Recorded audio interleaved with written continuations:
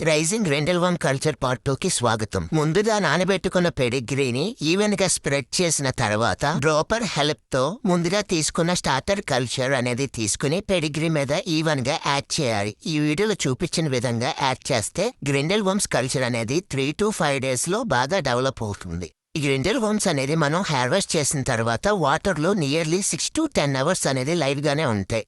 ఒకసారి మనం హార్వెస్ట్ చేసిన గ్రిండెల్వామ్స్ అనేది మనం 2 times అనేది మన దగ్గర ఉన్న ఫిషెస్ కి ఫీడింగ్ ఇవ్వచ్చు. వన్స్ కల్చర్ అనేది పెడిగ్రీ మీద యాడ్ చేసిన తర్వాత ప్లాస్టిక్ కవర్ అనేది పైన లేయర్ గా అనేది మనం యాడ్ చేసుకోవాలి. దీనివల్ల గ్రిండెల్వామ్స్ అనేవి గ్రాబింగ్ చేసుకోవడం చాలా ఈజీగా ఉంటుంది. మనకి అలా మనం హార్వెస్ట్ అనేది చేసుకోవచ్చు. కల్చర్ యాడ్ చేసిన తర్వాత 24 hours లో కల్చర్ అనేది 5% అనేది ఇంప్రూవ్ అయి ఉంటుంది. ఇక్కడ మీరు వీడియోలో చూడొచ్చు.